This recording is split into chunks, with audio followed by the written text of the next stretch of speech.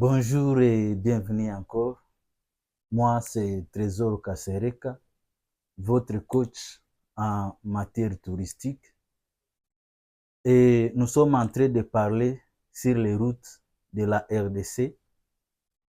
Nous avions commencé par la route Bangasu, à passer par Kisangani, Beni, Goma, et jusqu'à arriver à Bukavu, Fizi, Manono, jusqu'à arriver à Mitwaba, Lubumbashi, Sakanya et Dolo.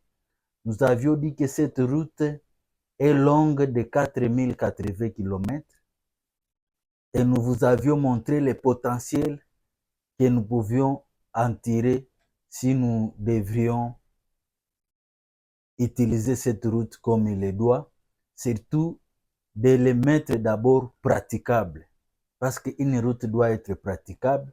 Deuxièmement, de mettre des règles, parce que je vous ai dit, beaucoup de touristes, beaucoup des Européens ont tendance à nous fuir parce que nos routes ne sont pas praticables. Nos routes, il y a beaucoup de tracasseries, il y a beaucoup de ponts qu'il faut aménager. Et cela ne nous aide pas, surtout pour les devises étrangères qui doivent entrer dans la caisse de l'État. Et ces devises doivent nous aider à répondre aux besoins de la population. Parce que notre objectif, c'est de vous aider de quitter la situation de 2 dollars par jour à 10 dollars par jour.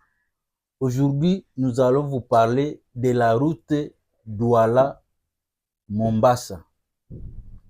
Donc, vous quittez l'océan Atlantique pour arriver à Mombasa en passant par la RDC. Donc, vous quittez Douala, vous arrivez à Bangassou, vous entrez au Bazouele jusqu'à arriver à Kisangani, vous passez par la Walikale, Goma et Mombasa. Cette route est longue de 4953 km. Et comme vous pouvez le voir sur cette image, si vous arrivez à l'océan Atlantique pour arriver à Bangassou, ici c'est en RCA, vous allez passer par Bangui ou dans d'autres villes que vous préférez. La route est longue de 1983 km. Cela, ça peut vous prendre 2 jours ou 3 jours. Si vous quittez Mombasa jusqu'à Goma, c'est autour de 1631 km. Ça peut être 1650 km. Cela dépend si vous allez passer par Kampala ou Kisoro. Et vous pouvez voir sur l'image, ici nous sommes dans des pays est-africains qui étaient colonisés par les Anglais. Et souvent, si vous voyagez, vous allez vous rendre compte que la route est asphaltée et les règles routières sont abordables à tout le monde. Ici, c'est en RDC, les routes sont en rouge. Donc, si vous quittez Goma pour Walikale, ça va vous prendre presque 240 km en passant par Masisi, c'est 70 km. Si vous quittez Walikale pour Kisangani, c'est 444 km. Et vous allez passer par Ubundu, Lubutu. Et si vous quittez Kisangani pour Bangassou, c'est 739 km. Donc, au total, ça nous donne 1320 km. Donc, c'est un grand potentiel que nous avons parce que si vous faites les additions, donc ici en RDC, nous avons presque les 2 tiers de routes à Kita, Douala pour arriver à Mombasa. Mais ma grande préoccupation pour la jeunesse, est-ce que c'est possible de prendre un touriste à partir de l'océan Indien, vous l'amenez, il passe en RDC pour arriver à Mombasa.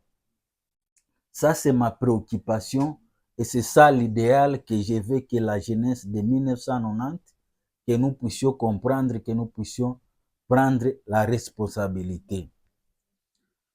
C'est vrai, nous avons hérité les routes des colonisateurs.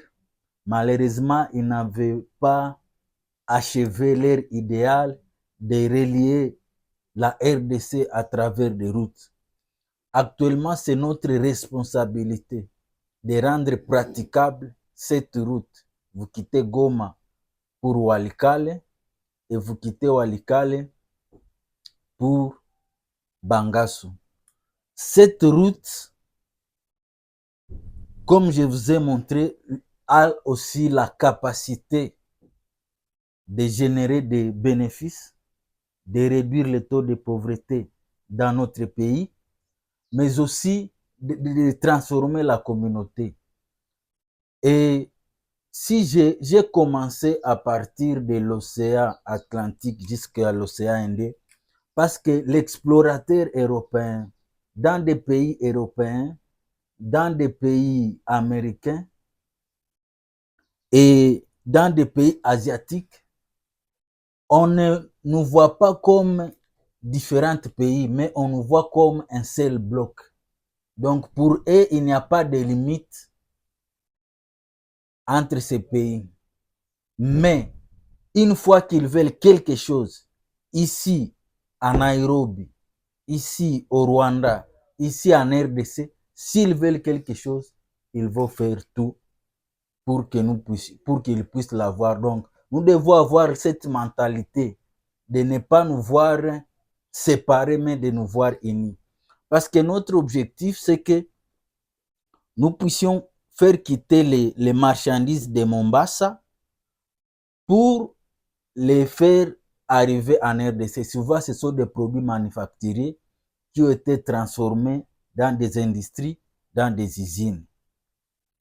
Et c'est la même chose parce que cette partie ici de la RDC est riche sur les sols, sur les sous-sols et sur l'environnement, sur les parcs.